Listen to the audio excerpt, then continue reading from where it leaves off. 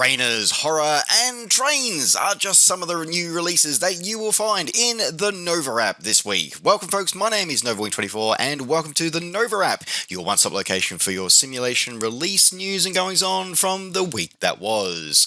So here we are on the spooky 30th of October 2022 for another action-packed episode, and we're going to jump straight into it with the latest aircraft release from developer Iris Simulation, the Pilatus PC-21 in their Air Force series for Microsoft Flight Simulator. So this aircraft, the Pilatus PC-21 is a tandem trainer aircraft designed primarily for the military market, and as such is in service with a number of air forces around the world, including Spain, Australia, and France. This rendition of the aircraft comes to us from Iris's previous experience building the PC-21 for legacy platform, and they've leveraged this experience with the growth in technology of Microsoft Flight Simulator to deliver us an outstanding rendition and replication of this aircraft.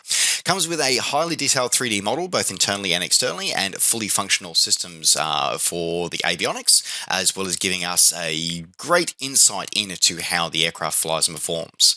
The aircraft comes equipped either in its standard clean configuration with optional or with alternative optional ferry tanks, or with a fully functional smoke system as well. And we have at least 2 virtual aerobatic services already using this aircraft in Microsoft Flight Simulator. Now, this release comes to us with a number of fictional paints, as well as a number of factory Pilatus color schemes, and is available for $30 or your original equivalent, available from Iris Simulation's web store directly, and very shortly from Orbix Direct and from the InSim marketplace. Moving on for other releases in the world of Microsoft Flight Simulator now, the team over at Ventum Simulations released their first in their AI series of packs with the release of their E-Jets series AI pack. Now, this pack includes over 120 liveries covering the entire of the Embraer regional jet family of aircraft. So the ERJ 170, 175, 190, 195, and 190 and 195 E2 variants. Comes with over 120 different airline liveries, and it is designed to work in conjunction with either the default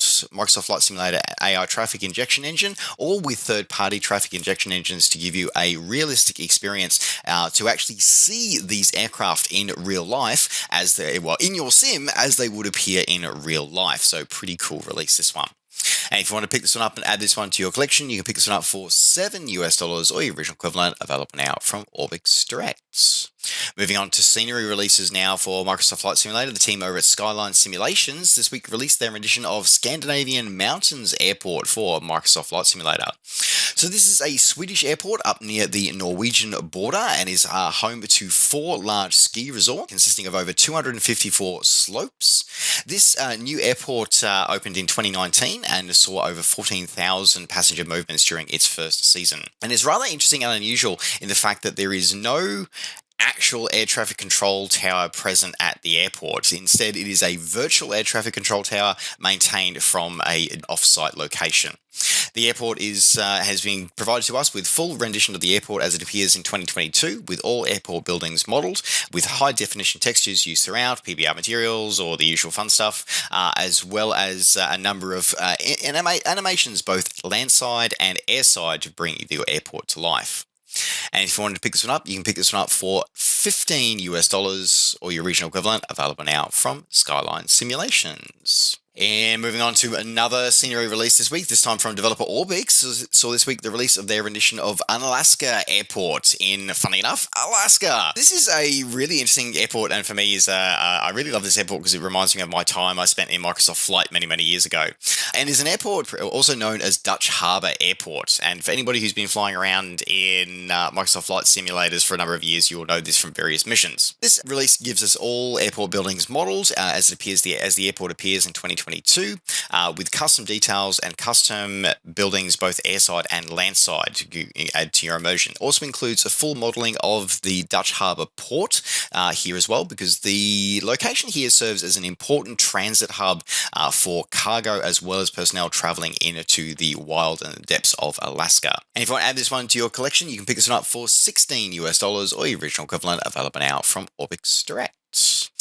And in another scenery release this week, so for the spooky season, Parallel 42 released their Camp Crystal Lake experience. So this is a rather interesting one. This one is, so not only do you get a scenery here, the idea is that this is very much a Halloween themed release, and is designed to be done as, in their words, as a theme park experience.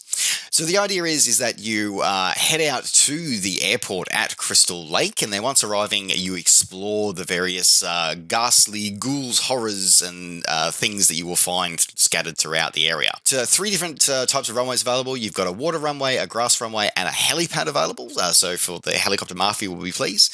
And they do recommend using their custom weather preset and leaving the nearest main airfield, which is KTEB, around about 1700 local time to head there. If you want to add this one to your collection, you can pick this one up for free, available from Orbix Direct.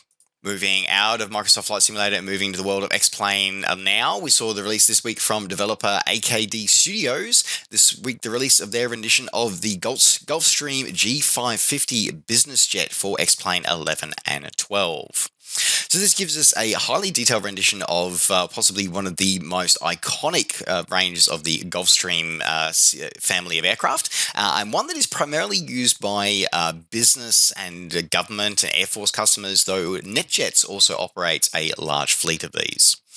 Comes custom model with a highly detailed 3D model, both internally and externally, with customized aircraft systems, including full modeling of the pressurization, oxygen, air conditioning, electrical systems, hydraulics, fuel, APU systems are all included, with a number of custom MFDs also programmed to support unique features of the G550. Includes custom support for FMOD sounds, as well as support for the X-Plane 12 rain effects, as well as a custom lighting system to give you a great immersion. And if you wanted to pick this one up, you can pick this one up for $32 or your regional equivalent, available now from xplane.org. Moving into the world of combat now, and another trainer release this week from the team over India Fox Techo. I saw this week the release of their first product for Digital Combat Simulator, with the release of their rendition of the MB339. So this is a single-engine, twin-seat jet trainer and light attack aircraft that grew from very small, very humble beginnings, and has seen service throughout a number of air forces and private hands around the world. Previously, it has operated for the Italian Air Force, the Argentinian Air Force and Navy, Malaysian Air Force, Nigerian, Peruvian, and the UAE Air Forces, and is still in service in its aerobatic form with both the Italian Air Force and the United Arab Emirates Air Forces. Now, this gives us a highly detailed external flight model based on real aircraft data, with full detailing and extensive detailing of the simulation of the systems, including a full custom flight control system, electrical system, hydraulic, fuel, and pressurization systems. Also includes support for a blind flying training hood as well, which is rather interesting. Includes a variety of single-player, single one-off missions, as well as a mini campaign to help you get familiar with the aircraft and its capabilities, as well as weaponry support for a number of weapons carried by the real aircraft, including Durandals, cluster bombs, and conformal cannons and machine guns. And if you want to pick this one up and add this one to your collection, you can pick this one up for $60 or your original equivalent, available now from DCS World and also on Steam. Moving out of, sticking with flight simulation actually, and moving into the world of remote control flight simulation now. Real Flight this week released their latest in their series of remote control aircraft simulators with the release of Real Flight Evolution, which is essentially a update from the previous version. It's the evergreening of their product. Not really much to report on this one, actually, other than it's out, but the upgrade cost is not cheap.